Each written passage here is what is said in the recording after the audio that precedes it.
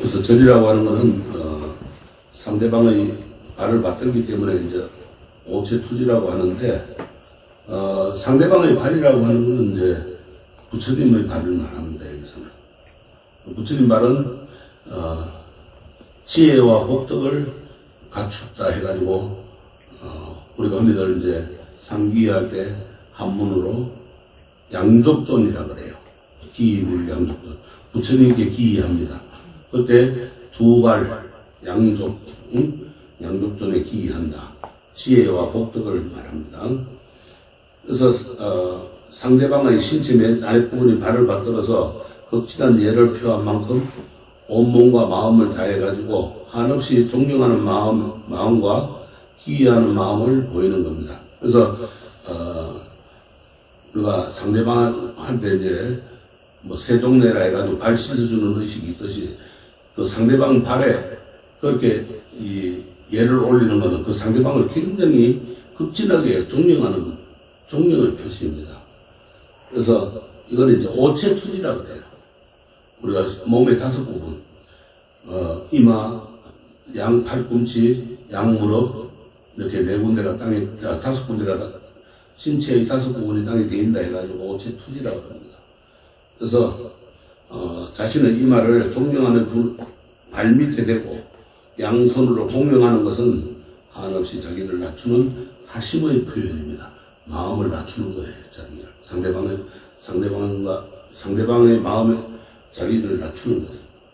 그래서 상대방에 대한 존경을 나타내는 절이 수행이 될 수 있는 가장 큰 이유는 절을 하면서 자신의 마음을 낮추어서 탐진지 삼독 이 세 가지를 없애기 때문에 그렇게 이제 절을 할 때 자신을 낮추는 하심이었다면은 그냥 몸의 운동으로만 끝날 뿐입니다.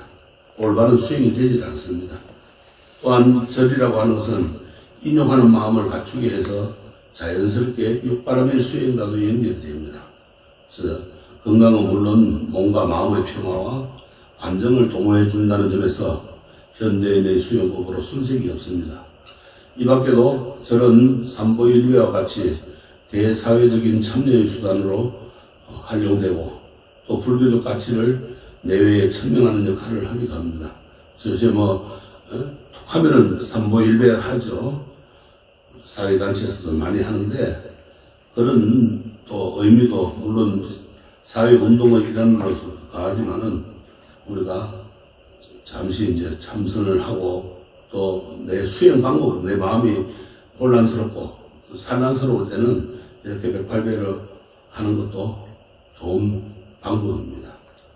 그 다음에 이제 주력이라고 하는 것은, 진실한, 말의 힘을 말합니다. 이게 무슨 말인가 하면은, 진실한 말이라는 거는, 우리가 이제, 부처님 말씀 중에 진실한 말은 어떻게 표현을 해놨는가 하면 경전에 다란이나 진언으로 다 표현을 해놨어요. 우리가 정국진언, 신묘장군 대다란이, 능엄신주, 이런 식으로 강명진언, 이런 식으로 이제, 해놨는데, 이 말이 이제 진짜 말이라. 뭔 진짜 말이냐. 그 다란이나 진언은 부처님과 하늘의 천신과의 대화하는 말이라. 우리가 알아듣지 못하는 말이라. 그래서 번역을 하지 말으라, 이제 이런 말도 있고, 요새 와가지고는 이제 또 그 산스크리트나 범어를 공부한 스님들이 이제 일부 그거를 번역을 하기도 하는데, 이 참 진실된 말, 참말, 그거는 이제 불교의 참말이라. 한자로 이제 그거를 진언이라 그래요. 참 진짜, 말소금자. 진언이라는 부처님의 방대한 가르침을 엄축해가지고, 진실한 말을 가르치는 거로 이 진언을 외우는 수행을 주력 수행이라고 그래요. 그러니까 엑기스라 다 응축시켜 놓은 거예요. 그냥 한 바퀴를 갖다 놓으면 어떻게 되죠? 다 공부하면 힘들죠.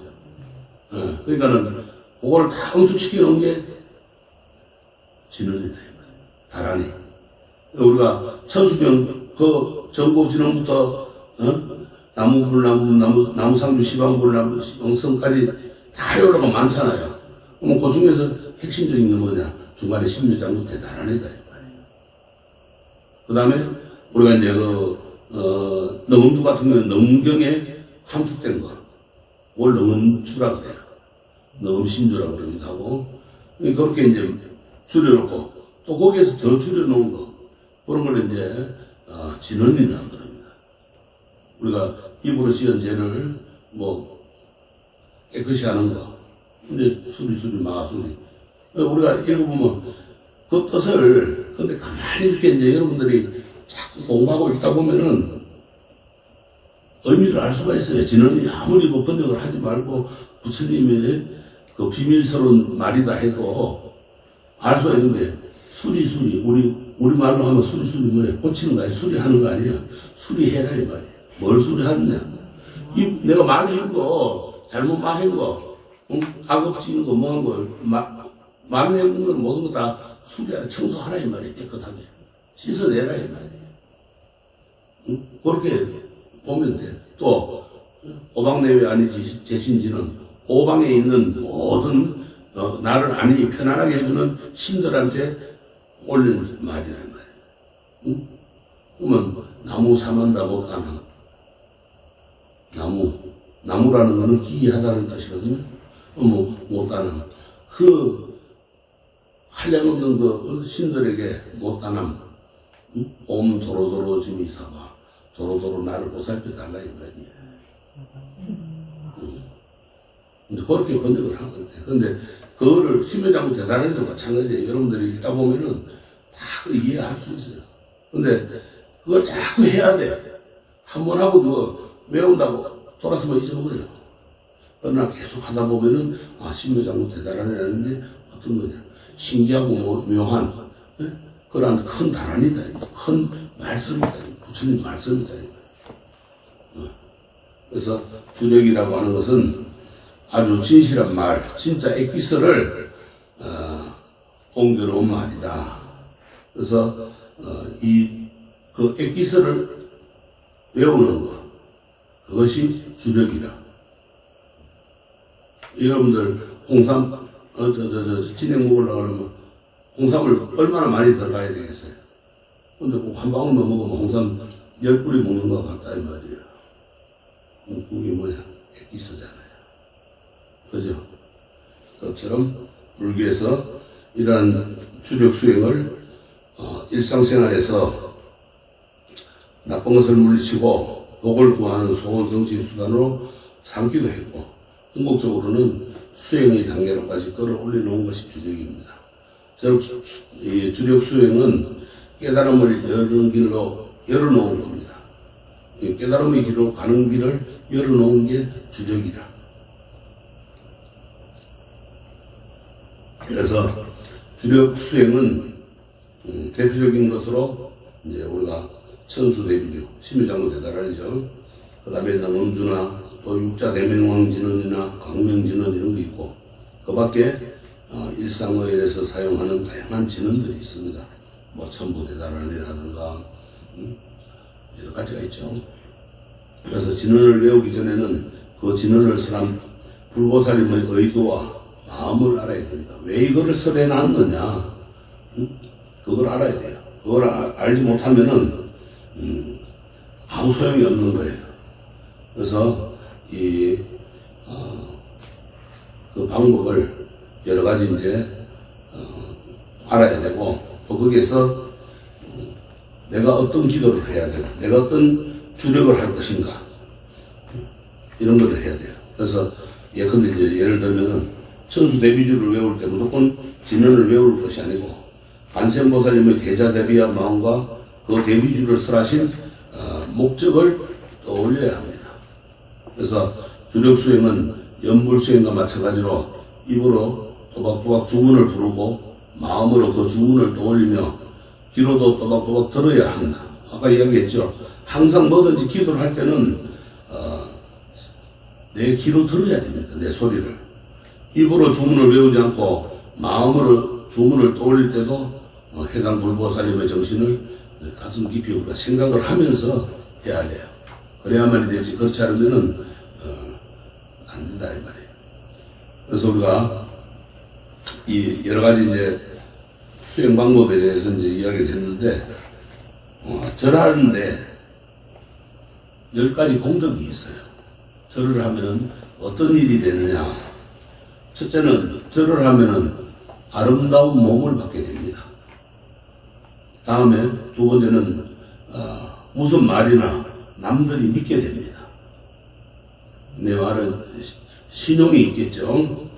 세 번째는 어느 곳에서라도 두려움이 없어져요. 네 번째는 부처님께서 나를 항상 보호해 주십니다. 그게 이제 중요한 거예요. 다섯 번째는 또 이 절을 많이 하면은 훌륭한 위의를 갖추게 됩니다. 그러니까는 용모가 아주 남들이 보기에 아주 훌륭하게 됩니다. 그 다음 여섯 번째는 모든 사람들이 나를 사랑하고 공경하게 됩니다. 또 일곱 번째는 하늘 사람들이, 천신들이 사랑하고 공경합니다. 그래서 팔구신령들이 이제 나를 옹호를 해주는 거예요.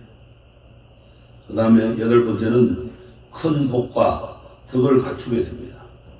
그러니까는 복도 큰 복이 내려지고 복이 와도 크게 와요.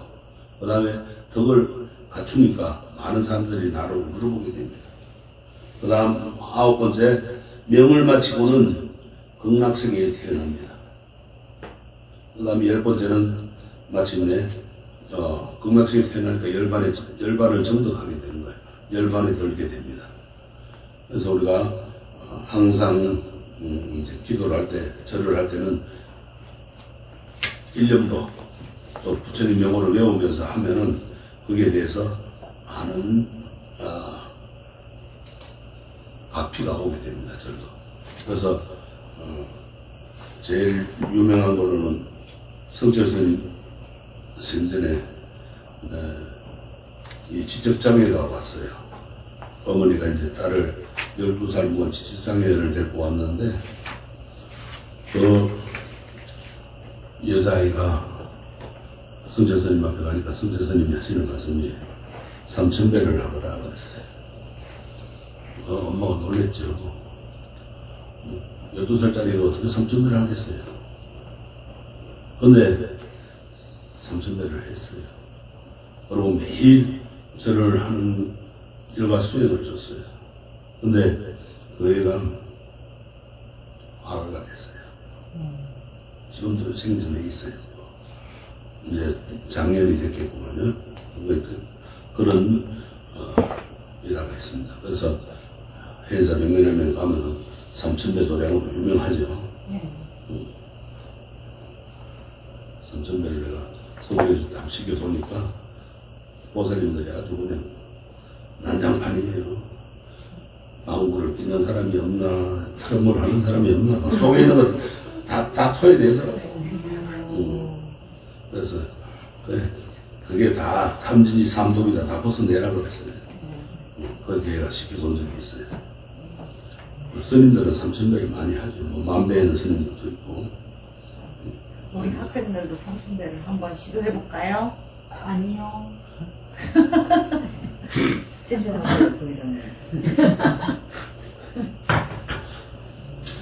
대표로 그러면 부회장님 혼자 하시나요? 부회장님 혼자요, 스님?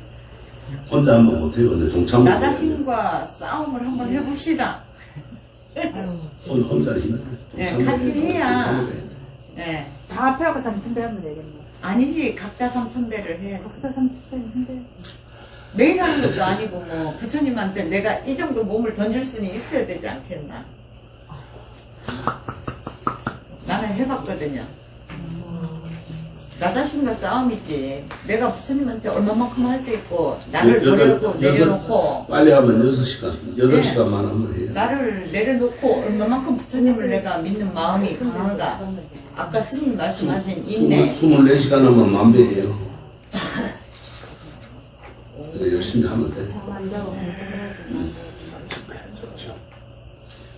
그래서 우리가 이제 주력이라고 하는 것은 불행이나 지혜를 막아준다고 믿는 그런 신비한 힘을 가지고 이제 주력이라고 그러는데, 여기서는 부처님의 그 다란이 또는 진언을 외우는 것을 이제 주력이라고 그럽니다.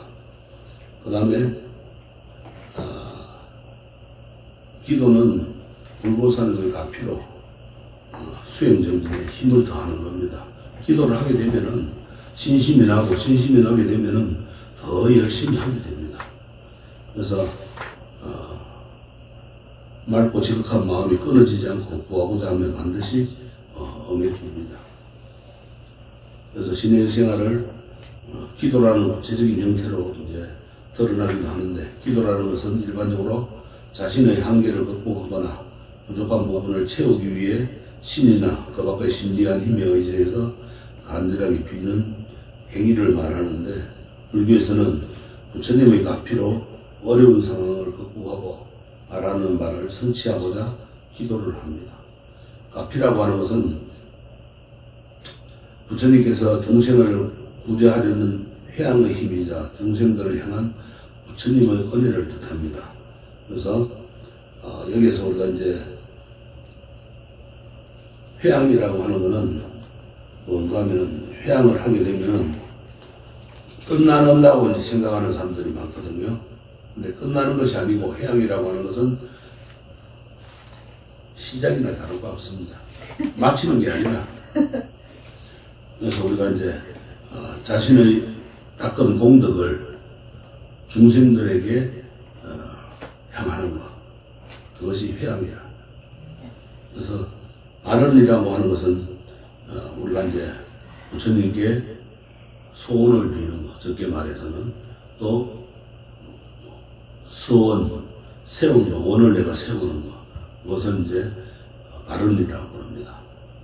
보통 기도와 같은 신행생활을 이야기할 때 타력이니 자력이니 말이 많습니다.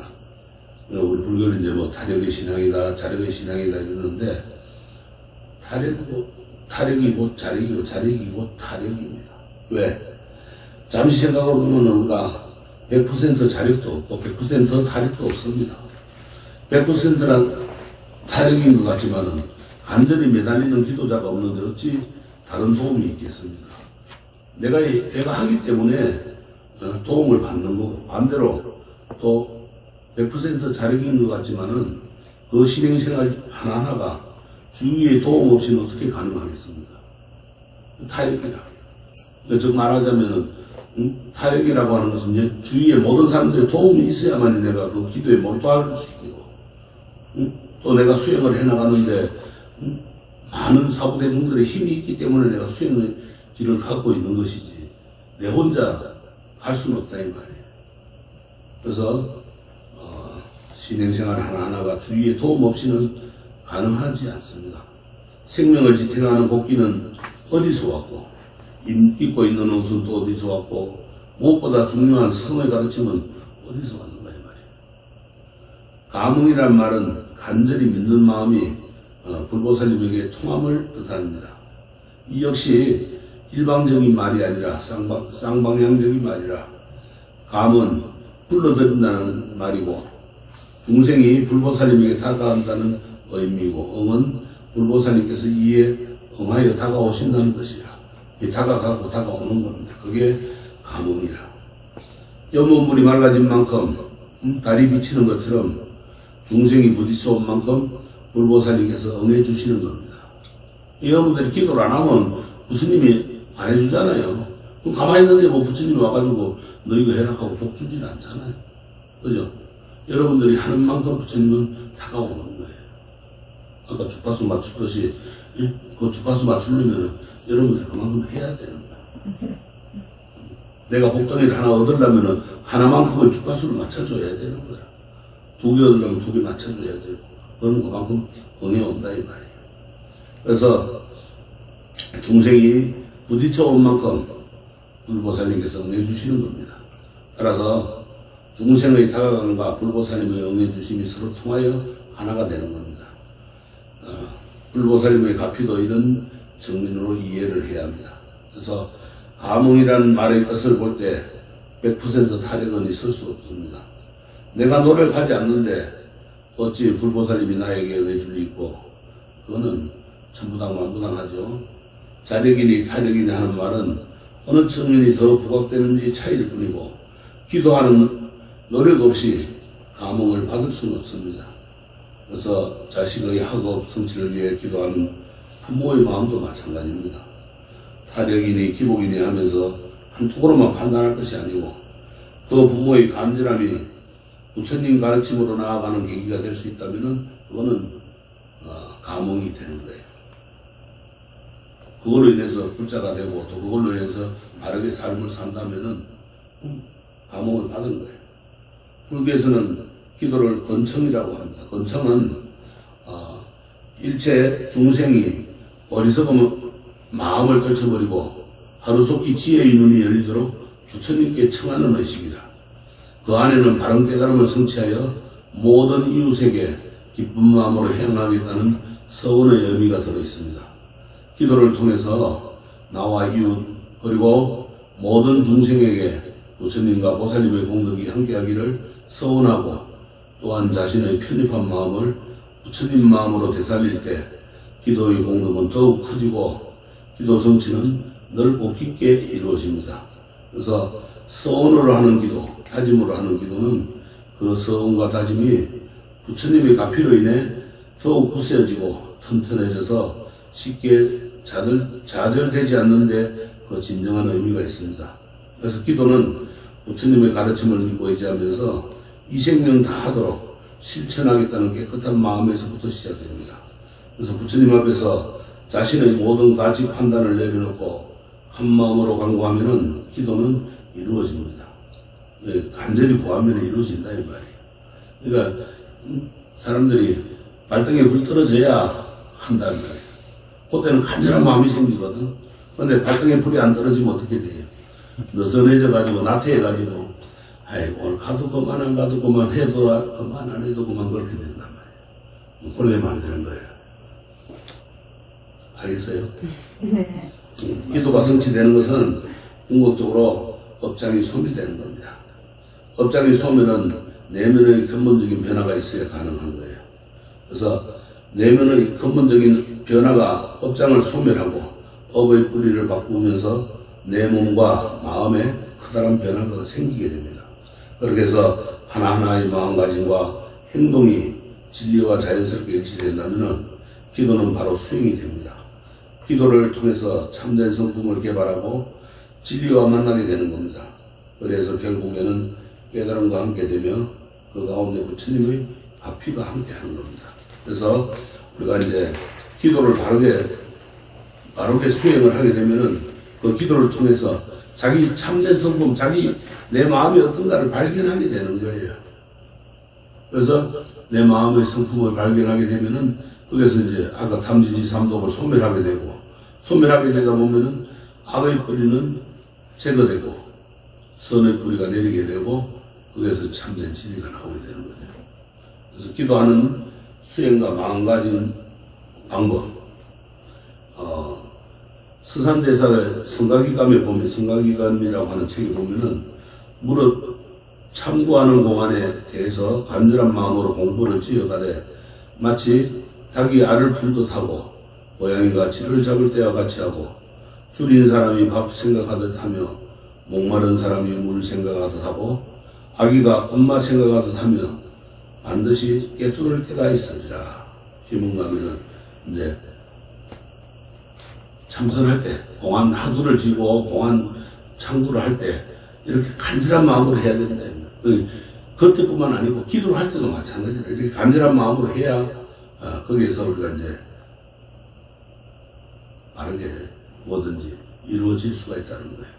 그래서 이 공안이라고 하는 건 이제 부처님의 말과 행동이죠.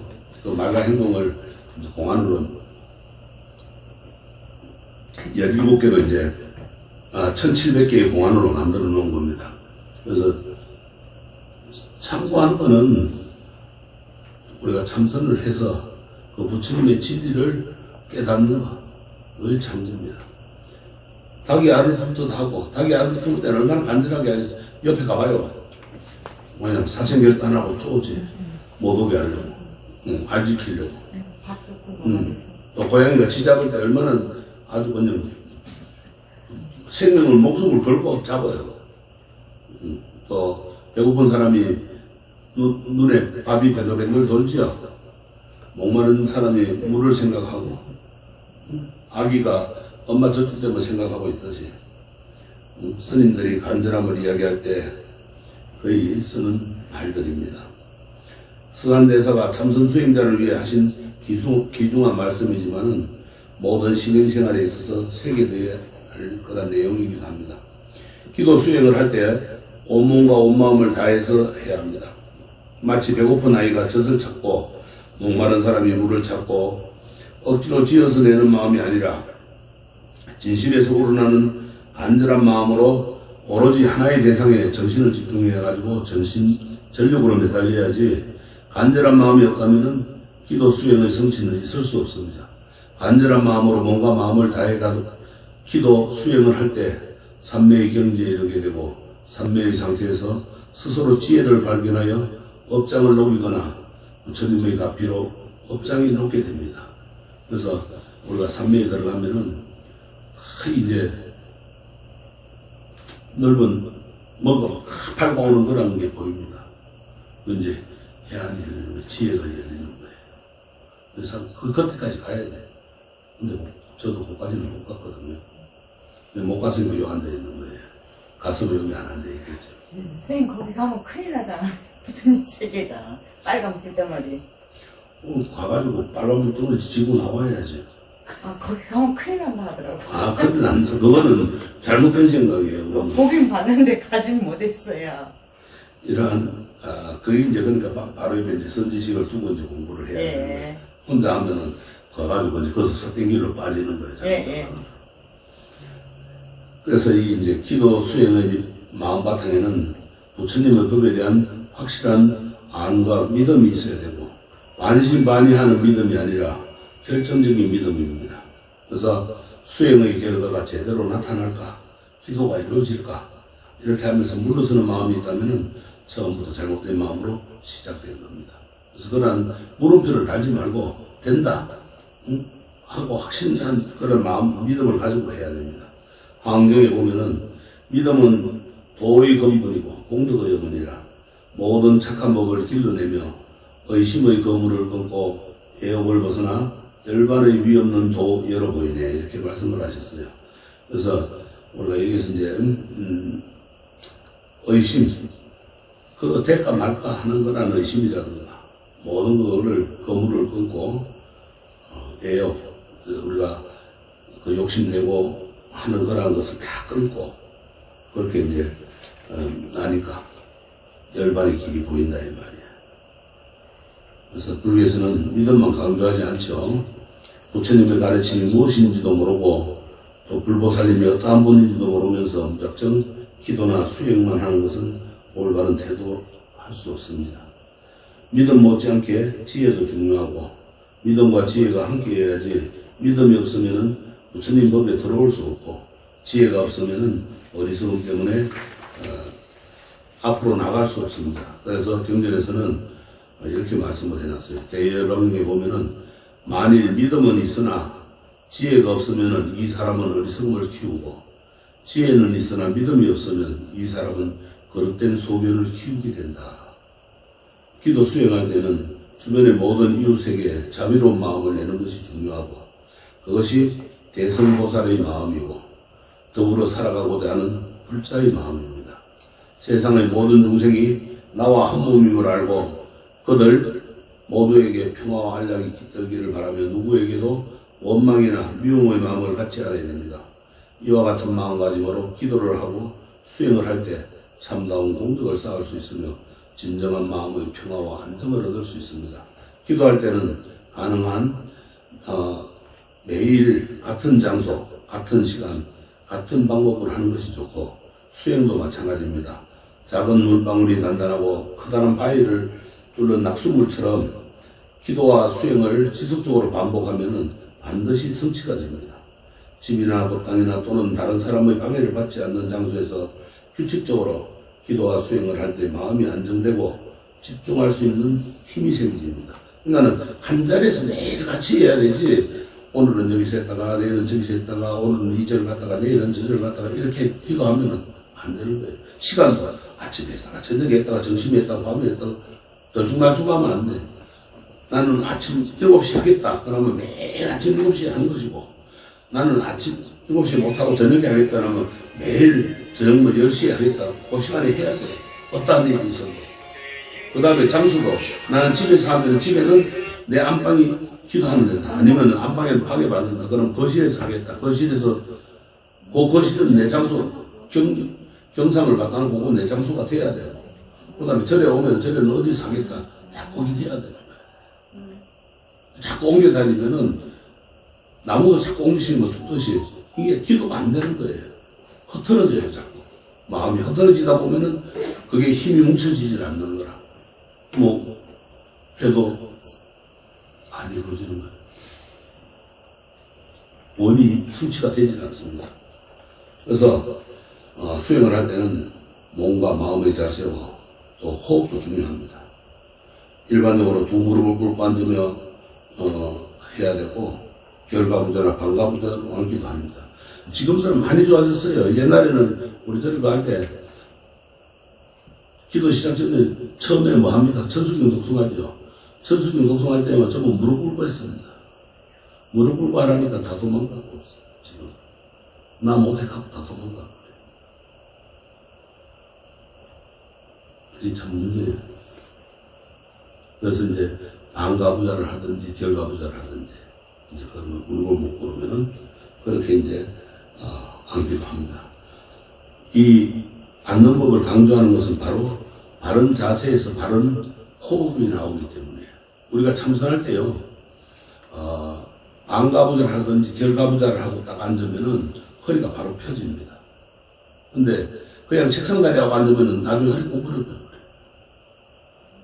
집에 가서 한번 해보세요. 한 5분, 10분이라도 한번 해보세요. 하면은 이 방과부자나 결과부자를 하면은 허리가 안 꼬부러져요. 근데 책상다리 안 그러고 다리를 뻗치고 이러면은 허리가 꼬부러집니다. 자세가 흐트러져요. 그래서 그 앉는 자세가 중요하고 그 앉는 자세에서 호흡도 되거든요. 호흡이 중요하기 때문에 반드시 자세를 중요시 여겨야 됩니다. 또 이 호흡이 안정되어야만이 자연의 정신도 안정이 되고 마음이 평온해집니다. 그래서 수행에 쉽게 몰입할 수 있고 기도에 쉽게 빠질 수 있습니다. 그러나 불보살님의 명호를 부르면서 수행하다 보면은 호흡은 자연스럽게 안정이 되게 되어 있습니다. 지나치게 호흡을 의식할 필요는 없어요. 우리가 절을 할 때도 뭐 호흡을 맞춰가지고 뭐 절하는 법을 가르치고 이러는데 다 할 필요가 없습니다. 불보살님의 명호를 외우면서 하면은 저절로 호흡이 맞아 들어가요.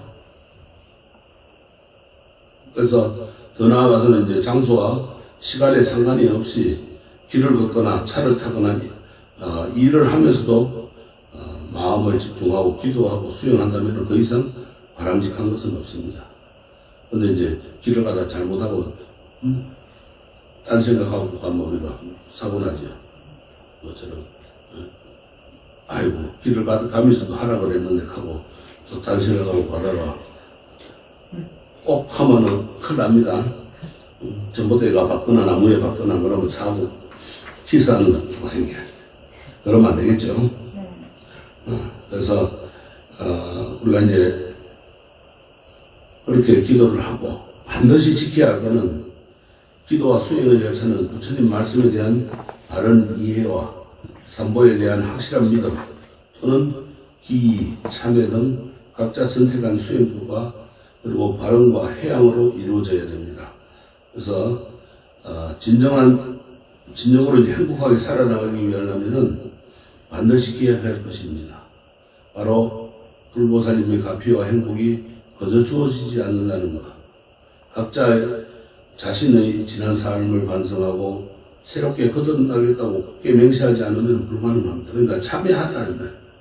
지난날 내가 지은 거 참여하고 그 다음에 다시 원을 세우고 기도를 하라 이거예요. 또한 자신의 괴로움을 해결하고 자신과 자신 가족만의 행복을 바라는 데서 한 걸음 더 나아가서 이웃과 사회의 괴로움도 살펴야 합니다. 그래서 우리는 세세생생 이런저런 인연을 맺으면서 지금까지 이뤘고 그 과정에서 내 옆에 누군가는 과거 어느 생에 내 부모, 내 가족이었을 수도 있기 때문입니다. 분명 나는 누군가의 은혜를 잊고 지냈다는 그런 말이 되죠. 그래서 기도하고 수행하는 삶에는 자기가 지금까지 입은 수많은 은혜를 갖겠다는 마음이 깔려 있어야 됩니다. 은혜를 갖겠다는 마음은 나를 위한 기도에 앞서 이웃을 위한 기도를 올리고 나의 이익에 앞서 이웃의 이익을 먼저 생각하며 살아야 됩니다. 그런 행동이 메아리처럼 퍼져나가면은 세상은 서로의 행복을 위해 배려하고 양보하는 믿음으로 가득 차게 됩니다. 그리고 마음만 착하게 하는 데서 멈추지 말고 구체적으로 행동해야 합니다. 선업은 마음만 착하게 먹는다고 나타나는 것이 아니라 행동과 말로도 나타납니다. 그래서 상대를 진심으로 위하는 마음으로 선업을 짓는 것이 불자가 실천해야 하는 첫 번째 윤리적인 행동임을 알아야 됩니다. 그래서 우리가 말을 할 때 상대방에게 말 한마디라도 곱게 하고 나쁜 말 하지 말고 나쁜 생각하지 말고 저 사람은 저럴 수 있다 이렇게 이해하고 넓은 마음을 가져야 돼요. 저는 그런 말을 많이 해요. 불자들은 넓은 태평양 바다와 같은 마음을 가지고 살아야 된다 그랬어요. 왜? 태평양 바다에는 모든 것을 다 수용하죠. 시냇물이 흘러 강물이 되고 강물이 흘러가지고 태평양 바다로 들어가면 다 포용하잖아요. 그래서 너는 강물이니까 저리가 안 하죠. 그죠? 그와 또 깊게 살아야 돼. 생각을 깊게 하라 이 말이에요. 그러니까 태평양 바다와 같이 깊고 넓은 마음으로 사는 게 참다운 불자의 마음이라. 그런 마음으로 모든 것을 살아야지.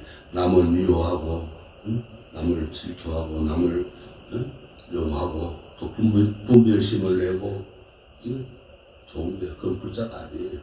그래서 항상 겸손한 마음으로 상대방을 존중하고 또 남을 배려하는 마음. 우리가 복지라는 게 딴 데서 나온 게 아니라 불교에서 나온 거예요. 서양의 어느 것을 찾아도 복지라는 말이 나오질 않아요. 그러나 불교에는 이렇게 남을 위하는 마음이 나오는 거예요. 이게 복지불교라. 복지불교의 또 생활불교라. 그래야만 우리가 모든 것이 다 이루어질 수가 있는 겁니다. 아시겠죠? 네. 오늘 여기까지 하겠습니다. 공부를 하십시오. 안녕하세요.